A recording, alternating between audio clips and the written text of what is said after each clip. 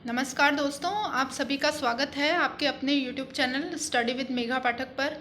देखिए फ्रेंड्स, मैं आज आप लोगों के लिए मापन एवं मूल्यांकन का जो टॉपिक है वो लेकर के आई हूँ। हमारा हिंदी का ऑलमोस्ट पूरा जो व्याकरण का कोर्स है वो कवर हो चुका है। पार्ट नंबर 1 में आप लोगों के लिए पदबंध का अपलोड कर चुकी हूँ। जिन्होंने नहीं देखा है फ्रेंड्स ने वो जा कर के देखें, और जो चैनल से नए जुड़े हैं प्लीज़ रिक्वेस्ट है वो चैनल को सब्सक्राइब कर लें। इसके अलावा बेल आइकन आप लोग प्रेस कर दें, और अगर आप लोगों को वीडियो पसंद आता है तो प्लीज़ लाइक का जो बटन है उसे प्रेस करके जाएं। नहीं पसंद आता है तो आप लोग डिसलाइक करें, कोई इश्यू नहीं है। लेकिन अगर पसंद आता है तो प्लीज़ आप लोग उस पर लाइक का बटन जो है वो प्रेस करके जाएं। तो देखिए, मापन एवं मूल्यांकन का पार्ट नंबर 1 मैं आप लोगों के लिए लेकर के आई हूँ। आज से हम लोग जो है हिंदी की शिक्षण विधियाँ स्टार्ट कर रहे हैं, और इसमें जो मापन एवं मूल्यांकन का टॉपिक है, हालांकि वो यूनिट 5th में दिया हुआ है, लास्ट यूनिट में दिया हुआ है, लेकिन मैं आप लोगों को बता दूं कि ये ऐसा टॉपिक है जो हमारे पूरे पेपर के अंदर जितने पार्ट्स आएंगे, लेवल 2 के लिए 4 पार्ट्स और लेवल 1 के लिए 5 पार्ट्स, उनमें हर एक पार्ट में इससे 4 या 5 क्वेश्चन लिए जाते हैं। तो कम से कम भी 14 से 15 क्वेश्चंस जो हैं इस टॉपिक में से पूरे पेपर में आने की संभावना रहती है। इसीलिए जो है मैं आप लोगों को ये टॉपिक पहले करवा रही हूँ ताकि ज़्यादा यूजफुल रहे, यूटिलाइज हो सके।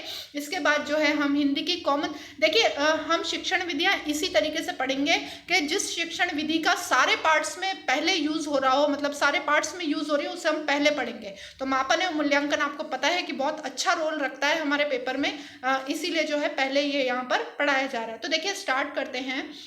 इसका अर्थ दिया हुआ है, ऐसी सूचनाएं प्राप्त करना जिसके द्वारा या जिनके आधार पर बालक की योग्यताओं व उपलब्धियों का आकलन किया जाता है। देखिए, मूल्यांकन एक ऐसी चीज होती है, मैं आप लोगों को इसे अच्छे से एक्सप्लेन कर देती हूँ। मापन जो होता है उसके अंदर केवल जो है बच्चे के अंक, बच्चे ने कितने अंक प्राप्त किए हैं, इसको जो है मेजर किया जाता है। जबकि जो मूल्यांकन शब्द है उसके अंतर्गत बच्चे ने कितने अंक प्राप्त किए हैं, इसके साथ ही साथ जो है बच्चे की अदर एक्टिविटीज में क्या उसकी परफॉर्मेंस रही है, उसकी रुचियां कैसी हैं, उसकी अचीवमेंट्स क्या हैं, उसकी जो है क्षमताएं क्या है, या फिर वो नए सोच रखता है क्या, उसमें सृजनात्मकता का गुण पाया जाता है क्या, इस तरीके की चीजों को भी सम्मिलित किया जाता है। यानी कि जो मूल्यांकन ऐसा होता है जिसके अंतर्गत बच्चे का संपूर्ण व्यक्तित्व जो है उसका मापन किया जाता है, यानी कि उसको मापा जाता है, उसको मेजर किया जाता है। तो और जो मापन होता है उसके अंतर्गत केवल बच्चे की जो है उसने एजुकेशन में यानी कि कितने अंक प्राप्त करे हैं, उसकी जो शैक्षणिक योग्यता है वो क्या है, केवल उसी को मापा जाता है। तो जो मापन होता है वो मूल्यांकन के अंतर्गत समाहित होता है। मापन जो होता है वो एक संकुचित क्षेत्र है, जबकि जो मूल्यांकन है वो एक विस्तृत क्षेत्र है। तो देखिए आगे हम बढ़ते हैं। देखिए, मूल्यांकन द्वारा परिमाणात्मक एवं गुणात्मक दोनों ही प्रकार की सूचनाएं प्राप्त होती हैं। जहां पर भी मैंने ब्लैक पेन से लिखा हुआ है फ्रेंड्स, क्वेश्चन सीधे वहां से आने की संभावना है, इसीलिए मैंने आपको ब्लैक पेन से हाईलाइट करके लिखा हुआ है। तो देखिए, इसमें मैंने आपको बता दिया है कि मूल्यांकन जो है उसके अंतर्गत मापन समाहित होता है। तो देखिए, क्योंकि मापन के अंदर परिमाणात्मक जो है मापन किया जाता है, आपको मैंने बता ही दिया था कि अंक से संबंधित जो मेजरमेंट होता है वो मापन के अंतर्गत लिया जाता है। जबकि जो है बच्चे की जो क्वालिटीज हैं उसका जो परफॉर्मेंस है, को करिकुलर एक्टिविटीज यानी कि सह शैक्षणिक योग्यताएं उसकी कैसी हैं, उसका व्यवहार कैसा है, दोस्तों के साथ उसका किस तरह का जो है संबंध है, उसकी जो रचनात्मकता की उसकी जो रुचि है वो कैसी है, वो खेल कूद में कैसा है, इस तरह का जो मेजरमेंट है वो सारा का सारा गुणात्मक में आता है। तो जो मूल्यांकन होता है उसके अंतर्गत परिमाणात्मक एवं गुणात्मक दोनों ही प्रकार की सूचनाएं जो है सम्मिलित होती हैं। तो देखिए, मूल्यांकन का अर्थ जो है शॉर्ट में दिया हुआ है, परिमाणात्मक प्लस गुणात्मक। देखिए आगे हम बढ़ते हैं। अधिगम अनुभवों द्वारा विद्यार्थियों में अपेक्षित व्यवहारगत परिवर्तन किस सीमा तक हुए हैं, इसका मूल्य निर्धारण करके निर्णय देना है। देखिए, अधिगम अनुभवों द्वारा मतलब बच्चे ने पढ़ने में जो है उसका अचीवमेंट कैसा रहा है, यानी कि परिमाणात्मक उसका रोल कितना रहा है, अंक वगैरह कितने आए। इसके अलावा उसे दूसरी जगह यानी कि सह शैक्षणिक गतिविधियों में क्या क्या सिखाया गया, उसको भी जो है मापना जो देखा जाता है वो सारा का सारा किसके अंतर्गत आता है, मूल्यांकन के अंतर्गत आता है। यानी कि उसने जो अधिगम किया विद्यालय के अंतर्गत आकर के, या फिर उसने विद्यालय के बाहर भी जो अधिगम किया है वो किस हद तक किया है, ये सारा मेजरमेंट करना ही मूल्यांकन के अंतर्गत आता है। तो देखिए मैंने नोट लगा करके लिखा हुआ है, मापन मूल्यांकन का ही एक भाग है। देखिए सीधे लाइन से क्वेश्चन आ सकता है कि मापन जो है वो क्या है, मूल्यांकन का एक भाग है या मूल्यांकन के अपोजिट काम करता है। इस तरीके का क्वेश्चन जो है बना करके दे सकता है। आप बिल्कुल टेंशन ना लें, मैं इससे रिलेटेड, मापन एवं मूल्यांकन से रिलेटेड जितने भी ऑब्जेक्टिव क्वेश्चन बन सकते हैं उन सबका भी जो है टेस्ट आपके लिए इस पर ही अपलोड करूंगी चैनल पर। लगातार आप मेरे साथ जुड़े रहें और देखिए अगर वीडियो पसंद आ रहा है तो प्लीज़ लाइक का बटन दबा करके जाएं। और नए अगर जो मेरे लिसनर्स हैं जो अभी अभी मेरे साथ जुड़े हैं वो प्लीज़ मेरा चैनल सब्सक्राइब करके बेल आइकन प्रेस कर दें। तो देखिए इसमें आगे हम देखते हैं, राष्ट्रीय शैक्षिक अनुसंधान एवं प्रशिक्षण संस्थान दिल्ली की पुस्तक कंसेप्ट ऑफ इवैल्यूएशन। देखिए ये जो है पुस्तक, उसका नाम पूछा जा सकता है। तो देखिए इसे अच्छे से देखें आप, के अनुसार मूल्यांकन प्रक्रिया में मुख्यतः निम्नलिखित 3 भागों के संबंध में निर्णय किया जाता है। मूल्यांकन प्रक्रिया जो होती है उसमें 3 भाग लिए जाते हैं। शिक्षण उद्देश्यों की प्राप्ति किस सीमा तक हुई है, आपको पता है कि कोई शिक्षण उद्देश्य है वो डिसाइड किए जाते हैं, तो वो किस सीमा तक हुई है उनकी प्राप्ति। सेकंड है उद्देश्य प्राप्त करने की विधि कितनी प्रभावी रही है। आपको पता है कि शिक्षण विधियां जो है एक पर्टिकुलर उद्देश्य डिसाइड किया जाता है जब हम शिक्षण कार्य करते हैं, और उसको प्राप्त करने के लिए एक शिक्षण विधि जो है वो प्रयोग में लाते हैं, तो वो विधि जो है वो कितनी कारगर रही है। तीसरा जो है इसमें अधिगम अनुभव के कितने प्रभावी उत्पाद रहे, यानी कि जो अधिगम जो करवाया गया शिक्षण विधि से उसके जो है उसका प्रभाव कितना रहा, मतलब बच्चों ने उससे कितना लर्न किया है, ये सारा देखा जाता है। देखिए इसको ये इसी तरीके से जो है कई बार पूछ लिया जाता है। तो देखिए उद्देश्य, मूल्यांकन और अधिगम अनुभव, या अनुभव लिखा हुआ है, थोड़ा सा कट गया है। तो देखिए उद्देश्य, मूल्यांकन और अधिगम अनुभव, इन तीनों को जो है ट्रायंगल से इसमें बताया गया है। छोटा सा डायग्राम मैंने बना करके कोशिश की है, तो आई होप आपको पसंद आएगा। देखिए मूल्यांकन की आवश्यकता एवं महत्व। अब मूल्यांकन जो है उसकी क्या आवश्यकता है ये हम एक बार देख लेते हैं। देखिए बालकों की मानसिक शक्ति, रुचि तथा उनके दृष्टिकोण का अनुमान लगाना। मैंने आपको बता दिया था कि जो मापन होता है उसके अंतर्गत केवल क्या होता है, बच्चे की शैक्षणिक जो है गतिविधि, शैक्षणिक जो है उपलब्धियां, उनको जो है मापा जाता है। लेकिन मूल्यांकन के अंतर्गत उसकी जो शैक्षणिक गतिविधियां हैं उनका भी जो है मापन किया जाता है। तो जो बच्चे की जो है मानसिक शक्ति, रुचि और उसके दृष्टिकोण का पता लगाना या उसका अनुमान लगाने के लिए जो है मूल्यांकन अति आवश्यक है। सेकंड पॉइंट इसमें दिया हुआ है, बालकों को विभिन्न समूहों में विभक्त करना। आपको पता है कि मूल्यांकन जो है किसी भी अच्छे मूल्यांकन के अंतर्गत जो है विभेदात्मकता का जो है गुण है वो पाया जाता है। इसके बाद जो मैं आप लोगों के लिए लेकर के आऊंगी उसमें मैंने सारे जो जितने भी एक अच्छे मूल्यांकन की विशेषताएं वो उसमें लेकर के आई हूँ। और ट्रस्ट मी फ्रेंड्स, हर बार क्वेश्चन आता है उस जगह से, हर बार उस मैटर में से क्वेश्चन पूछा जाता है, इसलिए आप लोग बहुत ही अच्छे से पढ़ें। मापन और मूल्यांकन बहुत ही इंपॉर्टेंट टॉपिक है पूरे जो पेपर में, ये सबसे मेजर टॉपिक है। सबसे ज्यादा क्वेश्चन अगर कोई कवर करता है तो मापन एवं मूल्यांकन करता है, क्योंकि हर पार्ट में 4 से 5 क्वेश्चन इसी टॉपिक में से लिए जाते हैं। तो देखिए बालकों के विभिन्न समूहों में विभाजित करना, मैंने आपको बता दिया है कि मूल्यांकन के द्वारा हम बच्चों की कैटेगरी जो है वो डिसाइड कर सकते हैं कि कौन सा बच्चा किस कैटेगरी में जाएगा।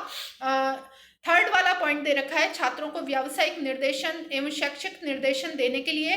तो देखिए छात्रों की जो है उपलब्धियों का पता लगाकर कैटेगरी डिसाइड करने के बाद हम बच्चों को उनके फ्यूचर के लिए गाइड कर सकते हैं कि अगर आपकी जो है क्षमताएं ऐसी हैं तो आपको इस क्षेत्र में जाना चाहिए, और अगर आपकी क्षमताएं बहुत अच्छी हैं तो आपको किस क्षेत्र को चूज करना चाहिए। इस तरह की गाइडेंस जो है शिक्षक जो है बालकों को दे सकता है। फोर्थ पॉइंट जो है वो दिया गया है, उसके द्वारा अधिगम प्रक्रिया में सुधार होता है। तो देखिए मूल्यांकन जो है वो पूरा का पूरा इस तरह का जो है एक कंक्लूजन निकाल करके देता है कि जो हमने शिक्षण विधियां हैं जो काम में ली हैं वो कितनी उनकी जो है शिक्षण विधियों की सार्थकता रही है, यानी कि जो शिक्षण विधियां हैं उन्होंने कितना अपने आप को सही प्रूफ किया है। तो देखिए अगर कोई कमी रही है तो उसी से हमको पता चल जाता है कि हमें जो शिक्षण विधि है उसको बदलने की आवश्यकता है या नहीं है। और देखिए पॉइंट नंबर 5 जो है, पाठ्यक्रम, पाठ्य पुस्तक एवं शिक्षण विधियों में सुधार करने हेतु अत्यंत आवश्यक है।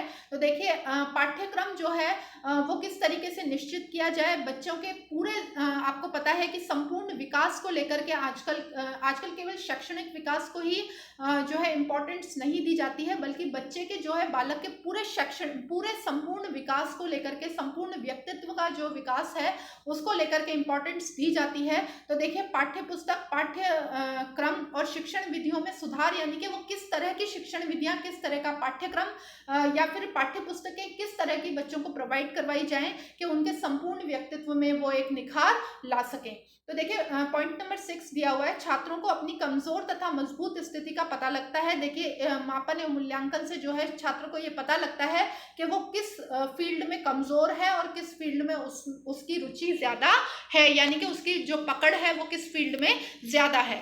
7 जो है पॉइंट वो दिया हुआ है, मानकों का निर्धारण करने हेतु, यानी कि मापन के द्वारा और मूल्यांकन के द्वारा हम एक मानक डिसाइड कर सकते हैं कि हाँ इस कैटेगरी का बच्चा जो है, अगर बच्चा इस स्तर तक पहुंच रहा है तो बच्चा किस कैटेगरी का है, और अगर बच्चा इस स्तर से नीचे रह रहा है तो किस कैटेगरी का है। तो एक स्तर डिसाइड जो है, यानी कि एक मानक जो है वो इसके थ्रू डिसाइड किया जा सकता है।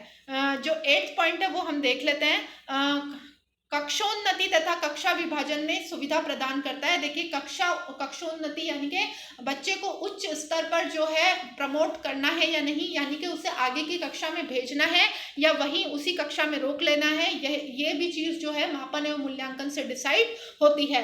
परीक्षा प्रणाली में सुधार हेतु, तो देखिए परीक्षा प्रणाली मतलब बच्चे के लिए जो परीक्षा प्रणाली है वो भी आपको पता है कि सतत एवं व्यापक मूल्यांकन आजकल चल रहा है। पहले जो होता था कि 3 टेस्ट ले लिए जाते थे साल में, आजकल उस तरह का प्रोसीजर जो है वो खत्म हो गया। बच्चे के हर महीने जो है टेस्ट चलते रहते हैं। आपको पता है, अगर जो भी फ्रेंड्स हैं कुछ होंगे जिनके तो बच्चे जो है खुद स्कूल वगैरह में जा रहे होंगे तो उनको डेफिनेटली पता होगा कि हर 1 महीने में एक एग्जाम कंडक्ट करवाया जाता है। तो ये जो है सतत एवं व्यापक मूल्यांकन के थ्रू हो रहा है। तो देखिए आगे जो वीडियोस में लेकर के आऊंगी उसके अंतर्गत हम ये भी पढ़ेंगे। ये भी बहुत ही इंपॉर्टेंट टॉपिक है। कई बार इसकी फुल फॉर्म में से जो है सीसी जो फुल फॉर्म है उससे ही क्वेश्चन बना करके दे दिया गया है। तो देखिए सतत एवं व्यापक मूल्यांकन उसे कहते हैं कंटिन्यूअस एंड कॉम्प्रिहेंसिव इवैल्यूएशन। तो देखिए परीक्षा प्रणाली किस तरह की हो ये भी मापन एवं मूल्यांकन से डिसाइड किया जा सकता है। अब देखिए मूल्यांकन की प्रक्रिया, मूल्यांकन एक सतत एवं क्रमबद्ध प्रक्रिया है। हमें एक एक वर्ड जो मैंने आप लोगों को ब्लैक पेन से हाईलाइट करके बताया हुआ है, एक एक वर्ड को देखना है। देखिए जो मूल्यांकन है एक सतत प्रक्रिया है। मैंने अभी आपको बताया था कि सतत एवं व्यापक मूल्यांकन एक क्रमबद्ध प्रक्रिया है, यानी कि हर महीने अगर डिसाइड कर लिया है कि महीने में एक टेस्ट होना है तो लगातार जो है हर महीने में एक टेस्ट लिया जाता है। तो क्रमबद्ध प्रक्रिया है। इसके निश्चित पद होते हैं, इसके जो पद होते हैं वो भी निश्चित होते हैं तथा जिनका अनुसरण करके इसको पूरा किया जाता है। तो देखिए ये जो मैंने आपको ब्लैक पेन से लिखा हुआ है इससे डायरेक्टली क्वेश्चन पूछा जाता है, इसीलिए मैंने आपको इसमें बताया हुआ है इस तरीके से।